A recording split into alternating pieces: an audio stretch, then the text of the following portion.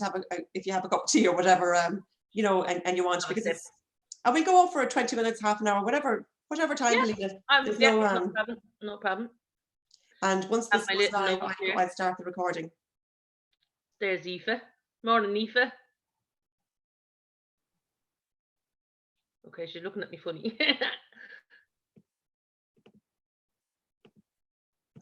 Aoife G, you're very welcome. Hi. Hi, Dolores. Hi there. So we're now live on YouTube. So I'm just going to close down YouTube here before it starts talking, or before it starts talking over what I'm doing here. And I'm going to record here on Zoom. Okay, this will be fun. Good morning and welcome back to the Coaching Support Summit. So I decided to do this summit in order to give people tools, and not me to give them, to interview people that will give people tools for wherever they are right now in their lives. We're all being affected by the craziness of the world at the moment, and you know, all of us in different ways. So while some people are dipping in and out of the emotional wellness tips, other people are finding that they're almost forced to go online because classes are online, and we're not all born socialites like my guest today. You know, it's not, we're all have our own unique talents and abilities, but suddenly being forced to go online is certainly challenging a lot of people. So that's why I wanted to bring on the wonderful social butterfly herself, Helena Gilhooly. You're welcome. Thank you very much for that wonderful introduction. I hope I can live up to it now. Well, you see, the thing is, you already do live up to it, because anytime anyone goes near Twitter and they're on a hashtag hour that Helena's on, and their guest on a hashtag hour, they end up trending in Ireland. So we all know that you're doing something right. So I suppose that's what I kind of wanted to have the conversation about is, Helena, you know, how would you give people advice to be social these days? And even if people are, you know, actually online anyway, there's twofold question actually, so it'll be a long conversation.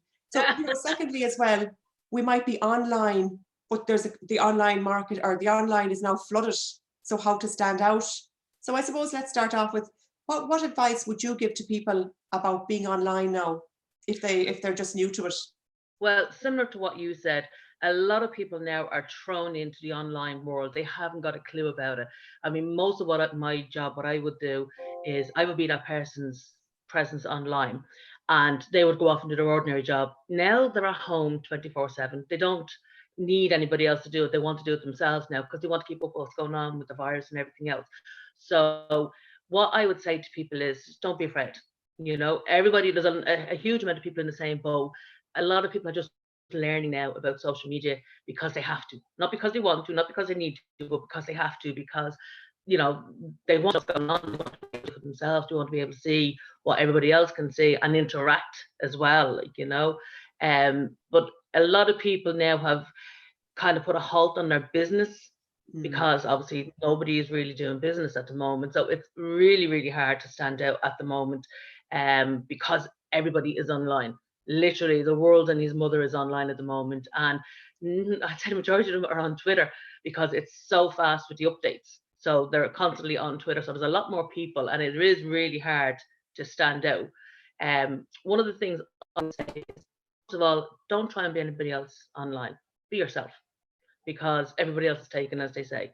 You know, if you're the same person in person as you are online, you have a better chance of a momentum going.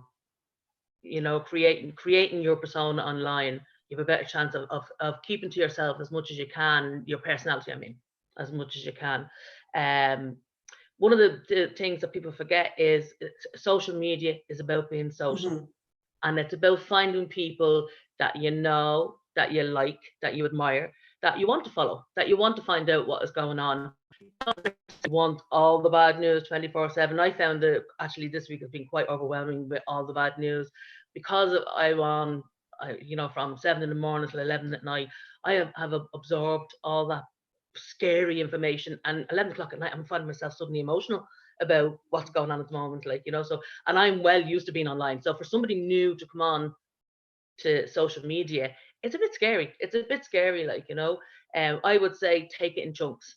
I would say do it a little bit at a time. not be full on. If you're not used to being online full on, you can get down a rabbit hole, and it can be very hard to get back out of it then again, and then switch the brain off later on that night as well. Yeah, so true. And I mean, I think that's a great tip about being yourself online, Yeah, because what do you find when you're being yourself online? Obviously, you're going to attract people that like you. yeah. But what happens is, taking away what's going on at the moment, if you are trying to be something else online and then a different person, two don't coincide. They're not it's like two halves of the same person. So like being yourself in person and being yourself online is the presence online, because people know you're not fake. People know you're not just all mouth. People know, that you're the same when you meet you for a cup of coffee as you are when you're typing for an hour online. Sure. And so, what would your advice be for people for content creation? What would you say to people to share these days? I mean, personally, I'm not sharing an awful lot. Well, I had minutes, so I'm sharing the odd article about coronavirus, Yeah. but I'm not going down a rabbit hole every day. And I really don't listen or read an awful lot about it, because I don't want to get sucked in emotionally either. Yeah. So what would you say to people about, niching or whatever niche they're in? What would you say to people about content? I would say keep as much as you can to your normal content. A lot of like your work stuff if you can. I would say share as much positivity, because you've only got to follow the hashtags to see all the bad news if you want to. But people are just finding it very, very overwhelming. So, put out the good stuff. Put out, the odd funny meme, and not insensitive ones, but funny ones that will give people a bit of a giggle throughout the day. Like, I have a few WhatsApp groups, and constantly there's jokes coming in, because we constantly want to break it up, and some of them are a bit rude, some of them a bit risque, some of them are very funny, some of them are in their simplicity that they're very, very funny, like,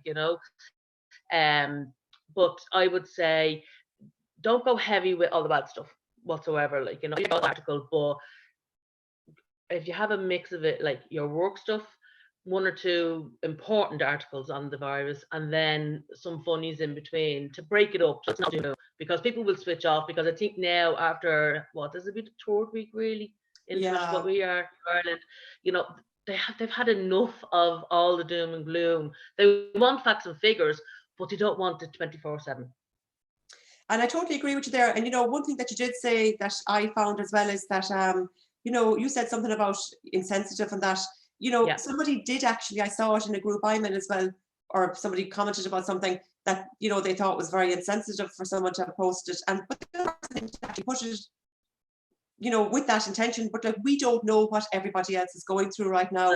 So for something that mightn't trigger me, but I mightn't have the same backstory. So I think that's a very important point you made there. That's it. Yeah, because like we don't know, like there's nobody, I don't think, family's going to escape from this virus. So we don't know what people are going through in the background. They mightn't always put it up there. Unfortunately, there's a bit of a stigma about if they have it, like, and then people at the very start were getting a bit of abuse about it, I believe. So when you put up something, if somebody has gone through that, they would be quite upset about that. So I would avoid, if possible, like, the insensitive memes or the bad ones. Is what the only way I can describe it. Sure. And also, like, I'm at home too, and the boys obviously are at home, and there are parents, I guess, struggling with this as well, trying to balance work and being a parent and trying to homeschool and et cetera, et cetera. So I suppose that goes back there again, though, to the point of what you said earlier, as well as chunking up your day. So, yes. Do you find that you could give advice to people as to what would be the best time to be on Twitter, let's say, or any of the other social media platforms? Is it client different for every client, or what do you find in your experience? Yeah, most of my clients are all different ones. I usually start anytime around 7:30 in the morning time, and depending on what area of either the world or the country that it could be, I will be posting different things, or engaging with people on different aspects of whatever's going on in the day. It really depends on your client and would they be online at 7 o'clock in the morning. Not everybody's clients are. Most people now are up a bit later. Some people are trying to keep a routine. Most people are taking the extra hour or two in bed, and if you're not, I would say take the extra 2 hour in bed. The days are long enough at times, like, but I would structure it towards getting to your clients, go by your own routine. So if you're online from 9 o'clock in the morning, mostly your clients will be on roughly around the same time. Like, so I do a schedule of some in the morning, take a little break, some in mid-afternoon or mid-morning, take a little break. As I said, like, do it in chunks rather than full on 24/7. That's what I do. In what I'm doing is I'm on quite a lot, but I do quite overwhelming with all the stuff that's going on at the moment. But set a little routine for yourself. Give it a bit of time and then come away from it. So your brain can relax, because your brain gets fried. And what happens is you just keep going down and nothing to do with what you're supposed to be doing online. And many people, hands up here, who have stuck to what they're supposed to be doing online and not gone down a rabbit hole. So that's the difficulty, Helena. You're right. And it's especially for someone like yourself who manages multiple accounts for people. You obviously have to be very careful of your energy as well around it, and not to be sucked in emotionally in anything. And obviously you're looking at different niches for people too, and you're creating content in different niches, so you're exposed to an awful lot, a wider than I suppose than a lot of people that are just looking after their own accounts.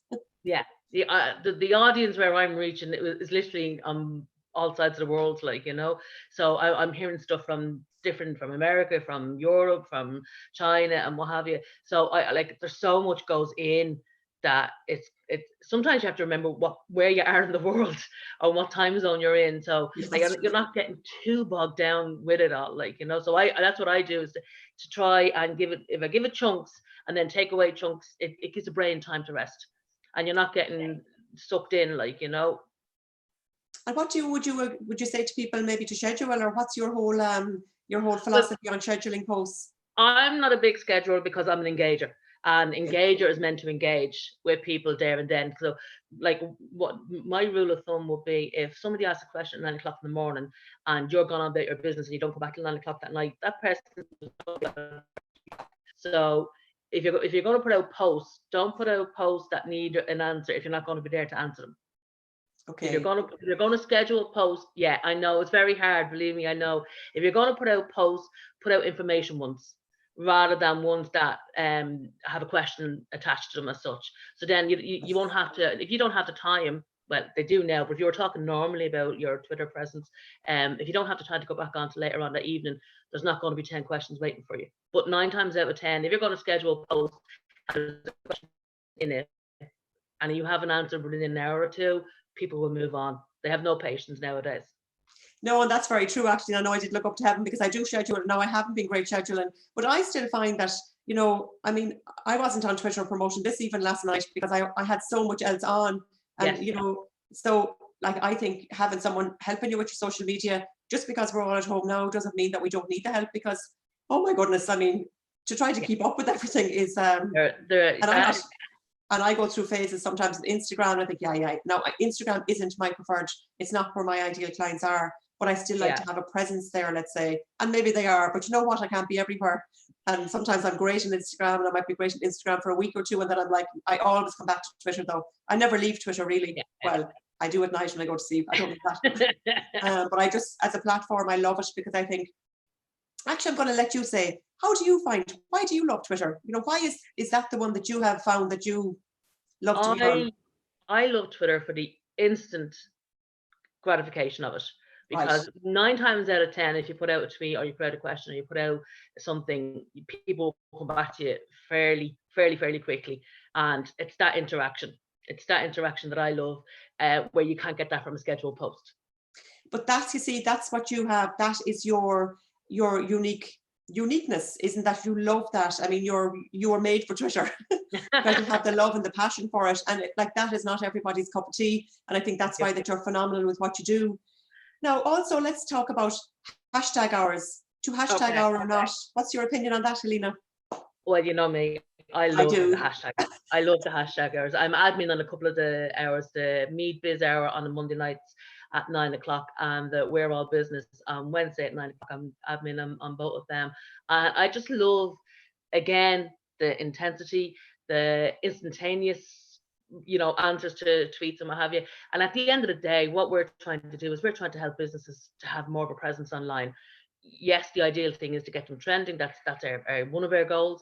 But it's also about bringing awareness to them, that people can see you know, they see the hashtag, they'll say, oh, what's that about? And they're interested and they're nosy, they'll go in and they'll click in and find out, oh, I didn't know they done that. Oh, I didn't know they were there as part of the country. And really, it's just, I love the fast pace moving of the tweets. I love the people coming on. I love to see new people coming on because it means they're taken to social media and being, you know, they're stepping their toes into a water they may not have been before. So, and when they get a warm welcome, they'll come back the next week and they'll support you. And then eventually they may end up being a star business themselves. So they might be looking for that support as well from people, like, you know. That's wonderful. So that's We're All Business, basically. We're All Business. Yeah, We're Yeah. All Business at 9 o'clock on Wednesday nights. That one at the moment has over about 22,500 or 21,500 followers. So it's quite a large account to be managing. And I'm forever putting out there, you know, people want a retweet, feel free to tag. Feel free to tag, because that's the idea of it, is So it is really all about supporting. Sorry, Yeah. I don't know whether it's your Wi-Fi or mine. It's a bit. So yeah, it's all about supporting that hashtag hour, and it's wonderful, and fair play to you for doing it. I mean, I was a guest on it as well, and it's great, and it's great for making like Mary that's on here. She interviewed me earlier, but I know Mary from Twitter.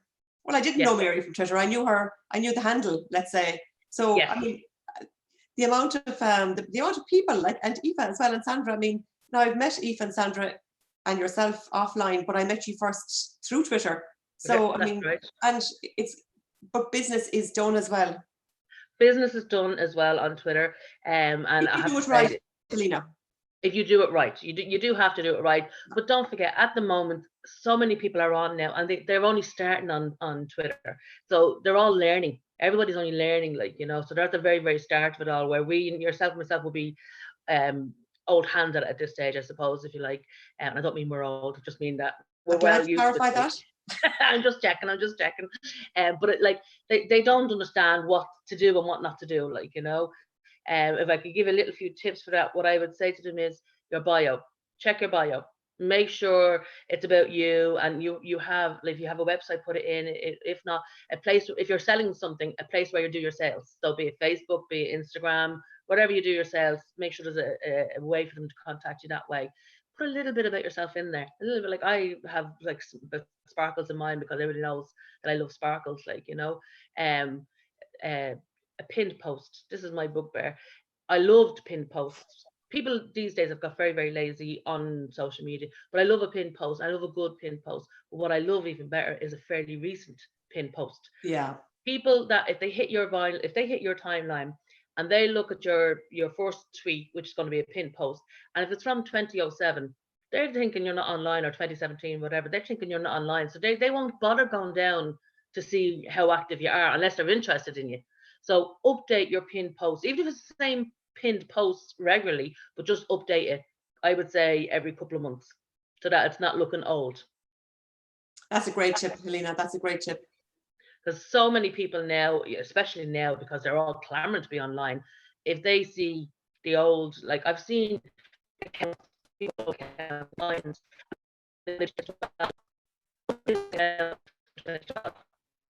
Sorry, Helena, I think it's broken up there. Can you say that again? Sorry, I beg your pardon. What I'm saying is, if you haven't tweeted since 2012, or your pinned tweet is from 2012, people are going to move on. Yeah. They like something a bit more recent. They like something a bit more fresh. And who to follow and who not to follow? Well, it depends. Stay away from trolls. Stay away from argumentative people. How do we know who the troll is, though? Oh, they'll let you know fairly soon. You know, they'll start picking at you. They'll start having little digs at you fairly soon, or else it might be quiet. You'll suss them out fairly quickly. One tip: you will never win with a troll. They will always come back with smart answers, and the best thing to do is either mute, delete, or block. They're your three options with them. You don't even bother, getting into it with them, like, you know. Who to follow? I admire you. And I've seen you grow from, we've met through Twitter 5-6 years ago. I would look up your followers and I'd see who I would have something in common with. Because if I admire you, most likely you're going to have people that I would respect as well. And that would be a way of growing your following, an easy way of growing your following. What I would say is engage with people, talk to people, or tweet out to people. If you don't know people, that's okay. And it's okay to say hello to people you don't know. Yeah. I wouldn't go bombarding them with tweets and what have you, but I would say hello and see. If they engage back with you, they're open to engaging with you as well. Yeah, I like that actually. I like that. And actually, I was thinking yesterday about the first time I met you. It was at an Irish Biz party, which is now changed names to All Biz. Yeah. And like, I was so excited going to that event. Yeah. I'm in Galway. Yeah. At the time, I didn't really, I wasn't really very as forward as I am. That's not the word. As what am I trying to say? I wasn't as big in my business Yeah. as I am now, for want of a better word, again on Twitter even. So I was like, I said to the girl I was going up with, oh my God, this girl called Busy Tweeters, and she's so nice. And I'm, I remember, this is the truth now, I reached out and said, oh, I'm going up too, maybe we'll meet.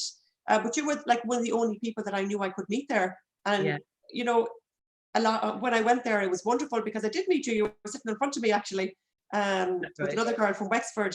But it was great for me because I felt actually I felt like I belonged more when I knew someone, because to me at the time, this was all like, wow, this is a huge, big conference. And I didn't know anyone. I wasn't online as much. I was online and but I was kind of clambering to find where I belonged and to find a community. So, I mean, like that, when you said, like, I admire you. You were the one I reached out to. And that's going back, I'd say, a good 5 years ago. Easily. And that's great. Like, I think that's what you can, the power of Twitter. Now, my son warned me once. He said to me, when I was going up to stay in Kildare with a few of you here, and my son said to me, where did you meet them? And I said, oh, I met them on Twitter. And he said, you're meeting someone you met online. I remember that. Man, that was a great night. That was a brilliant night. I remember that night. But do you remember how we actually met, though? Through a hashtag. Yes. That's how we met. We actually met through a hashtag. And do you remember, I don't know, I think we had met at this stage. I remember you coming up to Dublin and you were going somewhere and I picked you up from the train station. I didn't know you very well, but I knew you through the hashtag. And I remember picking you up at the train station and we were going to whatever event was going on. I can't remember which one it was. We've been to so many of them now, Dolores, at this stage. But that was how we met, was through the hashtag. And like, people don't realize the power of a hashtag. The majority of my very, very good friends now, I met through a hashtag. The Irish Biz Party one was the very first one that we would have met through, and then numerous other ones then after that. But them friendships are still there through business, through friendship, 5-6 years later. I'm since 2013. That says it all, doesn't it? I mean, about the power of Twitter. Like like yourself, I mean, I don't run Twitter accounts for people. I have my own community, but I just find that I love it so much. It's my favorite platform, and that's why I wanted to have you on as someone that does run accounts for other people, so that people know that they can reach out. That like all we're talking about is wonderful, but that does not happen overnight. No. It took me. When I was on Twitter first, I was sharing my blog every week, and nobody ever connected, nobody ever liked it, nobody ever shared it. I didn't care. I suppose I didn't know I should care. I just put it out there thinking, I ticked a box, I have shared it on Twitter. Wow, good for me. But there was no connection because I didn't know what I was doing. It was only after after connecting and learning about Twitter, etc., etc. So, I mean, it's where can people meet you if they are looking for someone, if they're looking for help, for training or whatever, or what can you offer people? Is the best. I don't do the training part. I don't do the training part because I don't by any means profess to be any sort of expert on it. I know people that do train people, so if anybody's looking for help that way, I can certainly put them in the direction. Emer Duffy will be one that stands out. Melanie Boylan stands out. Who else does Twitter training I can think of? I can't think of any more. No, come back to you. How can you help people? Well, look at, Busy Tweeters is me. Busy Tweeters is my fourth business, but Busy Tweeters is my second business. And as you know, as I said, I'm about engaging for people, so they can contact me on Busy Tweeters. But also, please, genuinely tag We're All Business or the Mead Biz Hour, the ones that I'm admins on, that I can help share them out. I've always tried to help people because I know what it was like. My first tweet out on Twitter was echo, because nobody answered me, nobody talked to me or engaged with me. And I remember thinking way back then, no clue about Busy Tweeters at the time.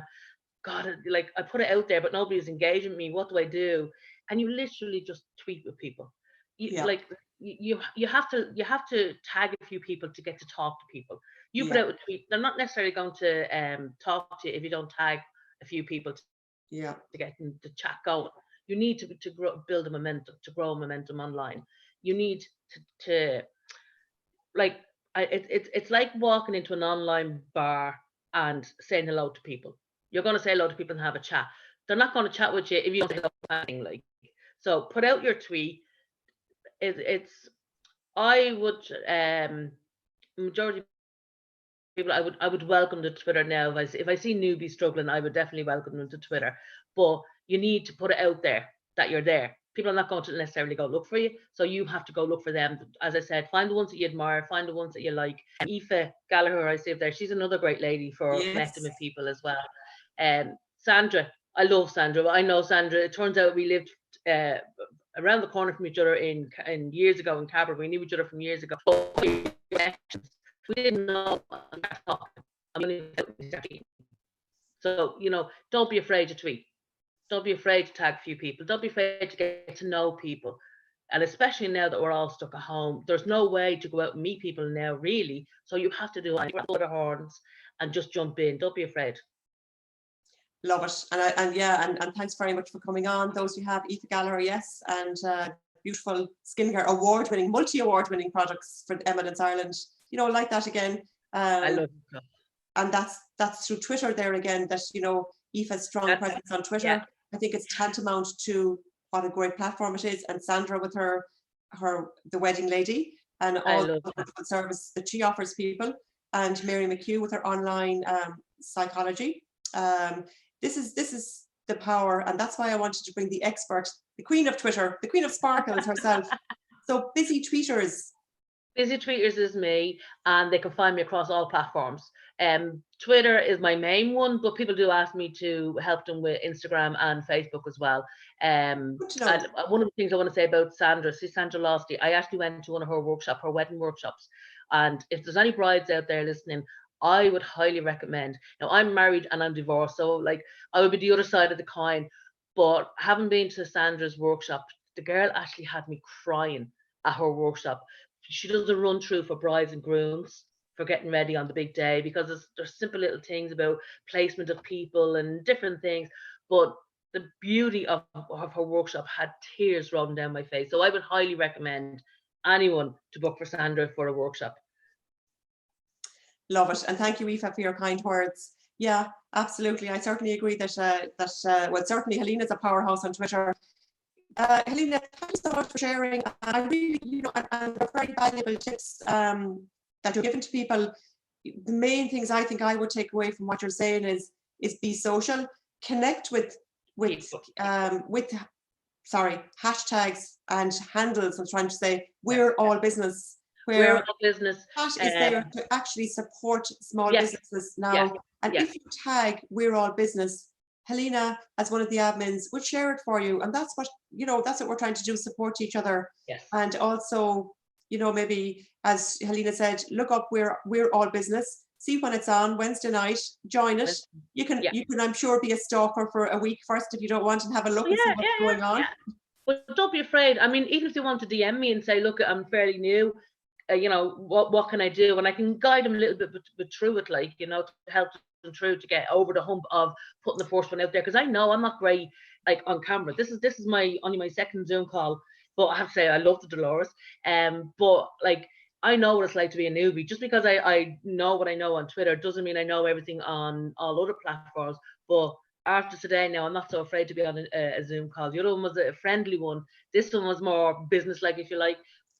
But I'm glad. A lot better than what I thought I would be. Absolutely. I pushed you out of your comfort zone. You have the expertise. That. You do take the whole charge away from people. And we do have to, at this, always, but we do have to believe in ourselves. Yes. We have a digital footprint, which I always say to people as well. And your digital footprint is a powerhouse.